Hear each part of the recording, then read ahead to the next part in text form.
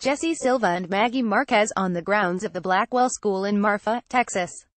The school closed in 1965 and some of it was demolished. Both women returned to the grounds in 2007 with a group of alumni to hold a symbolic ceremony to unearth Mr. Spanish. Sarah Vasquez for StoryCorps. Maggie Marquez and Jessi Silva grew up in the desert town of Marfa, Texas, in the 1950s, when schools were segregated.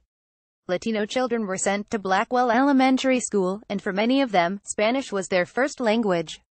Maggie, 73, and Jessi, 69, were students there, and at StoryCorps, they remember the day their school banned students from speaking Spanish, in a ceremony called the Burial of Mr. Spanish.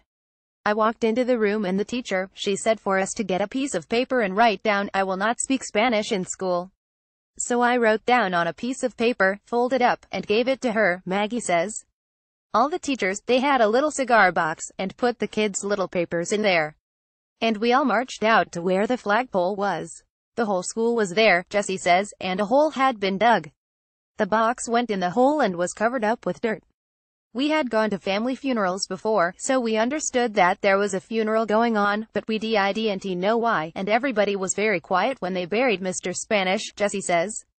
After the box was buried, the students went back to class, Maggie says, and were told they were not supposed to speak Spanish. So I told my friends, "Nadie me va par que yo no hablo el español. Nobody's gonna stop me from speaking Spanish." And I didn't know the teacher was right behind me. And the teacher took me to the principal, Maggie says. The principal hit her with the paddle. I got 3 licks, she says. It was my first time, and I was hurting, so I ran home.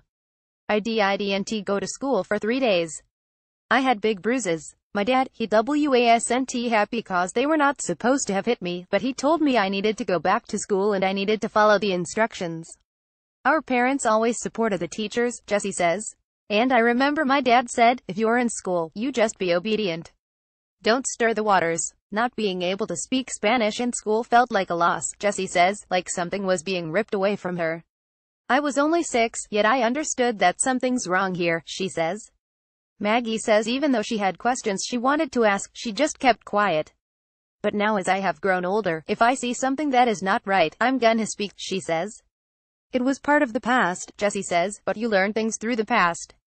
Audio produced for Morning Edition by Mia Warren. StoryCorps is a national nonprofit that gives people the chance to interview friends and loved ones about their lives.